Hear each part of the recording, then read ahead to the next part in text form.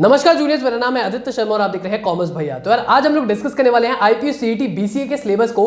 IPS CET BCA का आप लोगों को ओवरऑल सिलेबस तो पता ही होगा कि कौन कौन से सेक्शंस आने वाले हैं, बट उन सेक्शंस के अंदर आप लोगों को क्या क्या डिफरेंट चैप्टर्स पढ़ने हैं वो आप लोगों को बताने वाला हूं, कौन कौन से टॉपिक्स पढ़ने हैं वो बताने वाला हूं।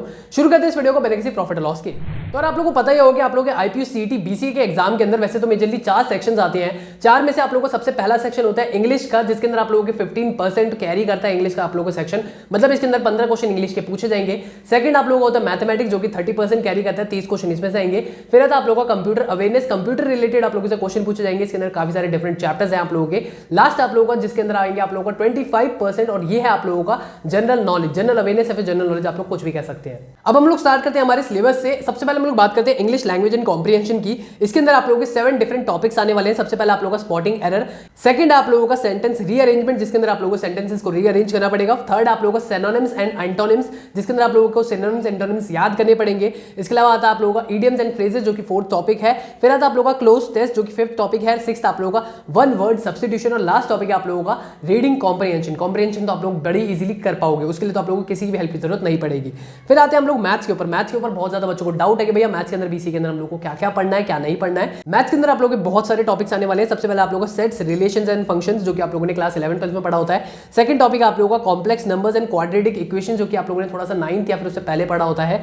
फिर आता है आप लोगों का परम्यूटेशन एंड कॉम्बिनेशन, अगेन आप लोगों ने क्लास 11 12 में इसको पढ़ा होता है। फिर आता है आप लोगों का बाइनोमियल थ्योरी, ये भी आप लोगों को क्लास 11 12 से उठाया गया टॉपिक है।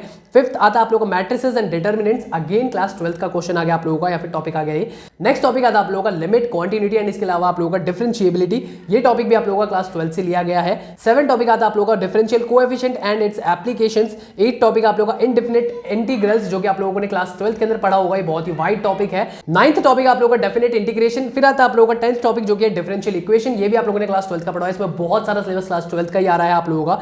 फिर आप लोगों का कार्टेशियन सिस्टम एंड लाइंस, जिसके अंदर आप लोग ग्राफ वगैरह बनाते हैं। 12th टॉपिक आप लोगों का सर्कल से रिलेटेड, जिसके अंदर आप लोगों को सर्कल के क्वेश्चंस दिए जाएंगे। 13th सेक्शन आप लोगों का कोनिक सेक्शन। फिर आता है आप लोगों का ट्रिगो से related, trigonometric ratios and equations, trigonometric angles and equations या फिर फंक्शंस। फिर आता है आप लोगों का 16 topic vector algebra and 3D, जो कि आप लोगों ने क्लास 12 में पढ़ा होता है। फिर आता है 17 टॉपिक, जो कि है स्टैटिस्टिक्स के बारे में। स्टैटिस्टिक्स इसमें अलग से दे रखे, तो आप लोग सोच सकते हो भाई मैथ्स बहुत ज्यादा वाइड है, 30 क्वेश्चन आएंगे, लेकिन 30 क्वेश्चन बहुत आप लोगों को थका देंगे।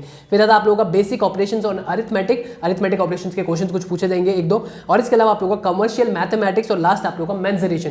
तो ये टोटल 20 टॉपिक आप लोगों के मैथ्स से पूछे जाएंगे और मैथ्स के 20 टॉपिक्स आप लोगों को बहुत ज्यादा भारी पड़ने वाले हैं। जो भी बच्चों ने मैथ्स नहीं ले रखी थी, बहुत सारे आर्ट्स के स्टूडेंट होते हैं, ह्यूमैनिटीज के स्टूडेंट्स होते हैं, जो कि बीसीए करना चाहते हैं, उनके लिए सेक्शन बहुत ज्यादा भारी पड़ेगा। नेक्स्ट आता है आप लोगों का कंप्यूटर अवेयरनेस का सेक्शन, जिसके अंदर आप लोगों के टोटल 9 टॉपिक आने वाले हैं। पहला आप लोगों का कंप्यूटर्स फंडामेंटल, सेकंड आप लोगों का नंबर सिस्टम, थर्ड आप लोगों का कंप्यूटर नेटवर्क, फोर्थ आप लोगों का ओएस, फिफ्थ आप लोगों का डीबीएमएस मतलब डेटाबेस मैनेजमेंट सिस्टम, सिक्स्थ आप लोगों का सॉफ्टवेयर इंजीनियरिंग एंड इसके अलावा 7th आप लोगों का कंप्यूटर सिस्टम आर्किटेक्चर।